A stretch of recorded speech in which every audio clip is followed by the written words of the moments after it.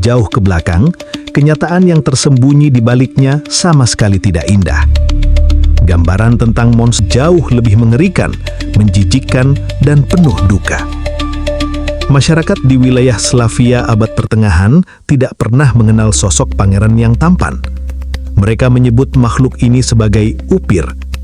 Di mata warga desa masa itu, upir bukanlah pria berkulit mulus dengan taring yang rapi, melainkan mayat yang membengkak hebat, berwajah gelap kehitaman atau merah padam, dengan cairan berdarah yang keluar dari mulut dan hidungnya.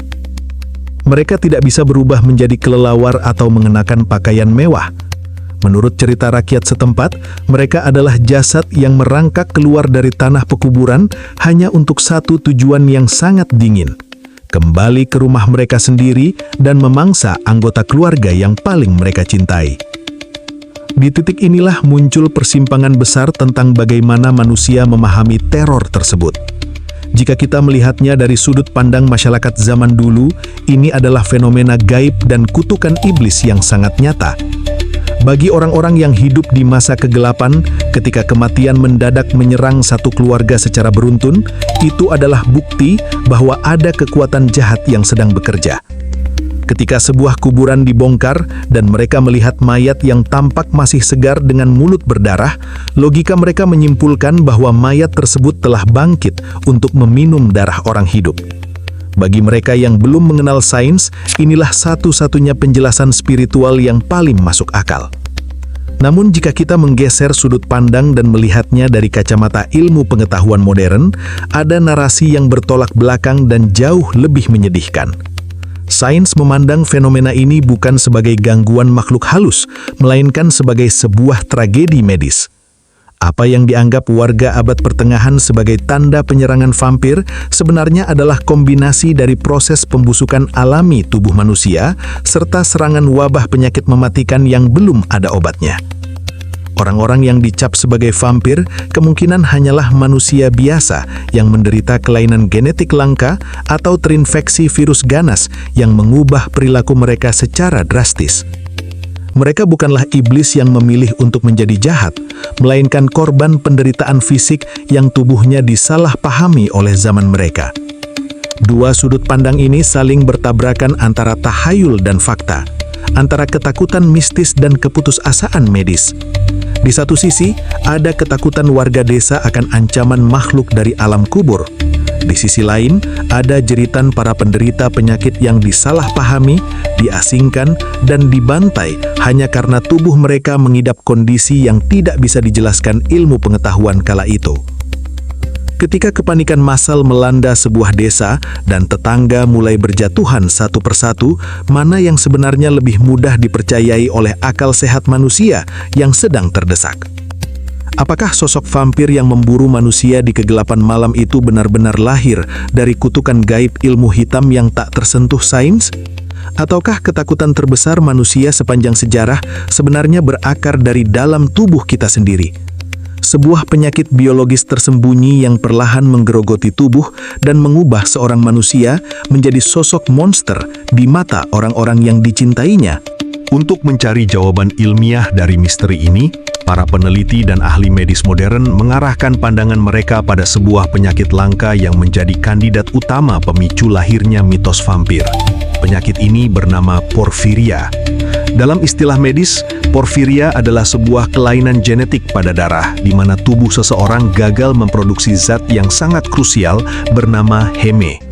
Untuk membayangkannya secara sederhana, heme adalah komponen utama pembentuk senyawa kimia perantara yang belum matang akan menumpuk dalam jumlah besar di dalam jaringan tubuh, memicu serangkaian gejala fisik yang sangat mengerikan dan tak terbayangkan bagi orang awam. Gejala paling ikonik dari porfiria adalah ketahanan tubuh yang runtuh total terhadap sinar matahari, atau yang disebut fotosensitivitas ekstrim. Bagi seseorang yang mengidap porfiria, paparan sinar matahari walaupun hanya sebentar bukanlah hal yang biasa. Sinar UV akan bereaksi secara ganas dengan senyawa kimia yang menumpuk di kulit mereka, menyebabkan kulit melepuh parah, terbakar, hingga meninggalkan luka parut yang merusak bentuk wajah dan jemari. Rasa sakit yang dirasakan penderita konon sangat luar biasa, seolah-olah kulit mereka terbakar oleh api tak kasat mata. Akibat penderitaan fisik ini, para pengidap porfiria tidak memiliki pilihan lain selain bersembunyi di dalam rumah yang gelap gulita sepanjang siang hari. Mereka hanya bisa keluar dan beraktivitas saat matahari telah tenggelam fully. Di mata orang zaman dulu yang tidak mengenal istilah sains, perilaku terisolasi ini tampak persis seperti pantangan terbesar vampir yang akan hancur dan binasa jika tersengat sinar matahari. Namun kengerian porfiria tidak berhenti pada kulit yang melepuh. Kerusakan produksi darah ini juga menyebabkan penderitanya mengalami anemia tingkat parah. Kulit mereka menjadi sangat pucat pasi, lesu, dan tampak layu bagaikan sosok mayat hidup yang kehilangan gairah. Lebih mengerikannya lagi, penumpukan zat racun dalam tubuh kerap kali membuat air kencing atau urin penderita porfiria berubah warna menjadi merah gelap atau kecoklatan. Mari kita posisikan diri di benak seorang warga desa abad pertengahan yang serba awam. Ketika mereka melihat ada tetangganya yang hanya mau keluar pada malam hari, berkulit pucat seperti mayat, dan mendapati cairan berwarna merah seperti darah keluar dari tubuh orang tersebut, kesimpulan apa yang akan mereka ambil? Tanpa laboratorium dan mikroskop, akal mereka yang diliputi kepanikan akan langsung mengambil jalan pintas. Orang ini baru saja meminum darah manusia. Perspektif medis dan tahayul warga lokal di sini kembali menunjukkan jurang perbedaan yang sangat tragis. Dari sudut pandang medis modern, penderita porfiria adalah korban dari kesialan genetik. Selain penderitaan fisik, penyakit ini juga bisa menyerang sistem saraf pusat yang memicu rasa cemas berlebih, paranoia, hingga halusinasi yang menyiksa mental penderita. Lalu yang diliputi ketakutan, penderitaan tersebut justru dibaca sebagai tanda-tanda rasukan iblis. Tingkah laku penderita yang agresif karena menahan sakit dan gangguan saraf justru dianggap sebagai bukti bahwa kepribadian manusia mereka telah lenyap, digantikan oleh dahaga darah yang tidak memuaskan. Porfiria memberikan penjelasan yang sangat masuk akal tentang mengapa sosok vampir digambarkan pucat, takut matahari, dan identik dengan warna darah. Namun, apakah porfiria mampu menjawab seluruh teka-teki ini secara tuntas? Mengapa legenda vampir di Eropa Timur kerap menceritakan tentang penularan yang sangat cepat dari satu orang ke orang lain hanya melalui sebuah gigitan ganas di leher? Mengapa penderita porfiria yang lemas bisa tiba-tiba digantikan oleh gambaran monster yang sangat agresif dan bertingkah seperti binatang buas yang mengamuk? Seandainya porfiria hanyalah satu kepingan dari teka-teki besar ini, penyakit mematikan apakah yang menyimpan kepingan sisanya? Jika porfiria buah virus mematikan yang telah meneror manusia selama ribuan tahun, virus rabies. Teori mengejutkan ini diangkat oleh seorang ahli saraf asal Spanyol, Dr. Juan Gómez Alonso, yang menemukan benang merah luar biasa antara gejala klinis penderita rabies dan seluruh kebiasaan aneh sosok vampir dalam cerita rakyat. Rabies adalah infeksi virus ganas yang menyerang sistem saraf pusat dan otak. Di dunia nyata, virus ini menular melalui air liur yang masuk ke dalam jaringan tubuh lewat satu cara paling utama, gigitan. Ketika virus ini berhasil menguasai otak penderitanya, sebuah perubahan perilaku yang sangat drastis dan mengerikan akan terjadi. Penderita yang tadinya tenang bisa mendadak berubah menjadi sangat gelisah, kehilangan kendali emosi, dan diselimuti oleh rasa amuk atau agresi yang luar biasa ekstrim. Mereka terdorong oleh impuls liar untuk menyerang, mencakar, dan yang paling spesifik, menggigit orang lain di sekitar mereka. Bukankah ini gambaran yang sangat identik dengan bagaimana kutukan vampir ditularkan dari satu korban ke korban berikutnya? Tak hanya soal gigitan dan keganasan, rabies juga menyimpan satu gejala unik yang menjadi jawaban atas pertanyaan terbesar dalam mitos vampir. Mengapa monster ini begitu takut pada benda-benda suci seperti air suci? Di dunia medis, penderita rabies kerap mengalami kondisi yang disebut hidrofobia atau ketakutan yang luar biasa terhadap air. Ketakutan ini bukan disebabkan oleh rasa fobia mental biasa, melainkan karena rasa sakit fisik yang teramat sangat. Saat penderita rabies mencoba menelan cairan, bahkan air liur mereka sendiri, otot-otot di tenggorokan mereka akan mengalami kejang hebat yang sangat menyiksa. Rasa trauma akan kesakitan inilah yang membuat penderita histeris dan panik setiap kali melihat atau didekatkan dengan air.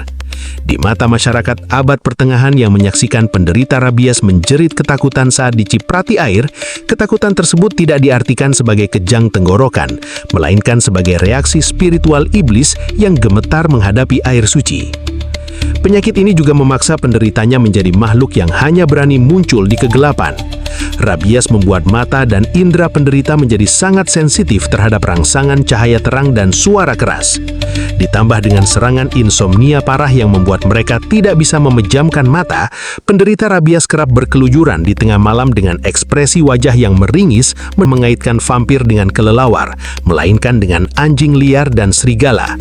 Dan hewan apakah yang menjadi penyebar utama wabah rabies di wilayah tersebut pada masa itu? Tak lain adalah anjing dan serigala. Koneksi antara virus ini dan legenda vampir semakin tak terbantahkan ketika kita melihat catatan sejarah. Pada tahun 1721 hingga 1728, sebuah wabah rabies besar-besaran melanda wilayah Hungaria dan sekitarnya. Di lokasi dan rentang waktu yang persis sama, catatan sejarah merekam bahwa kepanikan dan histeria masyarakat akan teror vampir mencapai puncak tertingginya. Dari sudut pandang medis, orang-orang ini adalah korban terinfeksi yang otaknya sedang dilahap oleh virus mematikan. Namun dari sudut pandang masyarakat zaman dulu, penderita rabies yang malang itu dipandang sebagai monster tak berjiwa yang harus diburu, ditusuk jantungnya, dan dibakar tubuhnya demi menyelamatkan desa dari kutukan alam gaib. Setelah kita menelusuri bagaimana rupa asli legenda ini ditusuk yang menderita penyakit tragis ini, bisa berubah 180 derajat menjadi sosok pria tampan, bertoksedo hitam, dan dipuja dalam budaya populer modern. Perubahan drastis ini bukanlah sesuatu yang terjadi secara tidak sengaja. Ini adalah bukti dari kemampuan otak manusia untuk mengubah ketakutan paling nyata menjadi sebuah dongeng yang estetis, teratur, dan bisa kita kendalikan. Transisi besar ini dimulai ketika cerita-cerita dari desa-desa terpencil di Eropa Timur perlahan-lahan merembet ke perkotaan Eropa Barat pada abad ke-19. Di era Victoria, masyarakat tidak lagi berhadapan secara langsung dengan mayat yang digali dari tanah atau wabah rabies yang mengamuk di desa-desa. Mereka membaca laporan-laporan sejarah kuno ini dari balik ruangan yang hangat dan nyaman. Penulis-penulis sastra masa itu seperti John Polidori yang menulis cerita pendek The Vampire pada tahun 1819 hingga Bram Stoker yang melahirkan karya monumental Dracula pada tahun 1897 mulai mengambil kepingan-kepingan mitos lama tersebut dan memolesnya ulang. Mereka membersihkan bau busuk pembusukan mayat, menghapus noda penderitaan dari penyakit porfiria dan rabies, lalu menggantikannya dengan aura kemewahan, keabadian, dan pesona aristokratis. Mengapa manusia melakukan itu? Mengapa kita memilih untuk mengubah monster yang dulunya sangat ditakuti menjadi sosok romantis yang begitu menarik? Jawabannya terletak pada mekanisme pertahanan psikologis manusia. Penyakit mematikan dan pembusukan jasad adalah hal-hal yang tidak bisa dikontrol oleh manusia abad pertengahan. Sesuatu yang acak, membingungkan, dan tidak terlihat, seperti virus atau kelainan genetik, menciptakan rasa ketakutan yang tidak terbatas. Ketika kita tidak bisa memahami penyebab sebuah penderitaan, kita merasa sangat rapuh, cemas, dan tidak berbaya. Namun ketika sosok penderita penyakit itu diubah menjadi karakter fiksi seperti Dracula, seorang pangeran kegelapan yang memiliki aturan, bisa dilawan dengan pasak kayu, bisa dihindari dengan salib atau bawang putih, dan bisa dikalahkan di akhir cerita, manusia secara tidak sadar merasa memegang kendali. Kita mengambil ketakutan akan kematian dan penyakit yang kacau, lalu membungkusnya dalam sebuah narasi yang teratur. Dengan cara inilah, masyarakat modern menyembuhkan trauma, beri kita sensasi tegang tanpa perlu merasakan ketakutan yang nyata. Namun jika kita berhenti sejenak dan melihat lebih dalam, pola penolakan dan stigmatisasi ini tidak berhenti di abad pertengahan.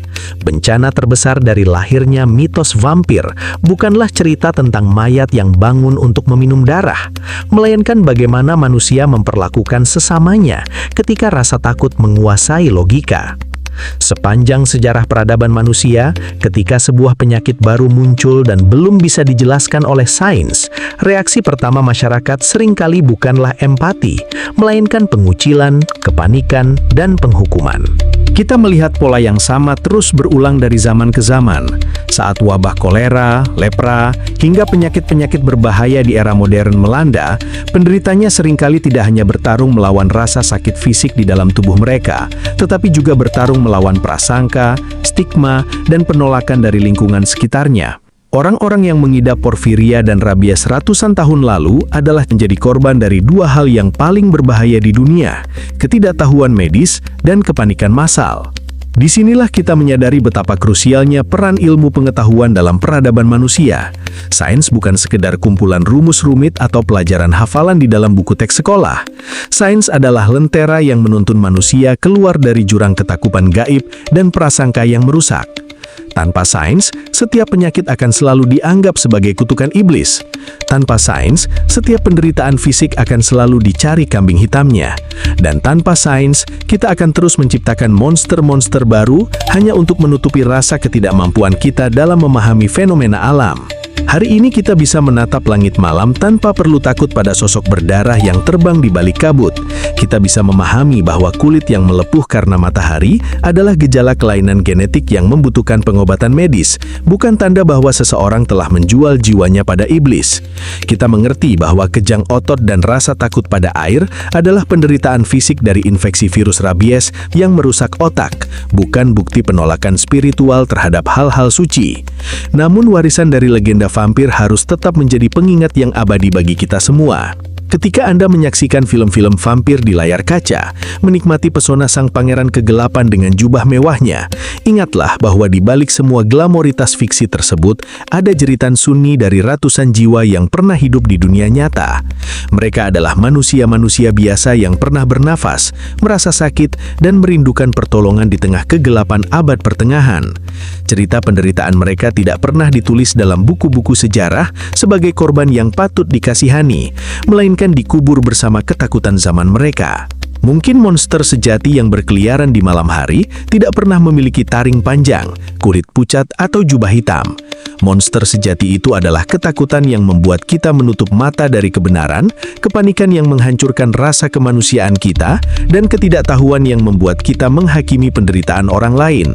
Dan selama kita terus membiarkan prasangka dan ketakutan menguasai akal sehat kita, monster itu akan tetap ada, tidak bersembunyi di dalam kuburan tua di Transilvania, melainkan bersembunyi di dalam pikiran kita sendiri. Pada akhirnya, perjalanan kita mengungkap asal-usul legenda vampir membawa kita pada sebuah kesimpulan yang mendalam dan menggugah. Sosok monster haus darah yang selama ini bersembunyi di balik jubah hitam dan kegelapan malam, nyatanya bukanlah rekaan iblis atau manusia, serta paranoia massal masyarakat masa lalu yang belum tersentuh oleh ilmu pengetahuan. Penyakit langka seperti porfiria memberikan penjelasan ilmiah atas kepucatan penderita, kulit yang melepuh hebat akibat sinar matahari, hingga urin merah yang disalahartikan sebagai darah. Sementara itu, serangan virus rabies menjawab teka-teki penularan lewat gigitan, perilaku agresif, hingga ketakutan pada air yang diyakini sebagai bentuk reaksi terhadap air suci. Ketika penyakit-penyakit ini berpadu dengan ketidaktahuan biologis mengenai proses pembusukan mayat di dalam tanah, ketakutan warga abad pertengahan meledak menjadi histeria massal yang sangat tragis.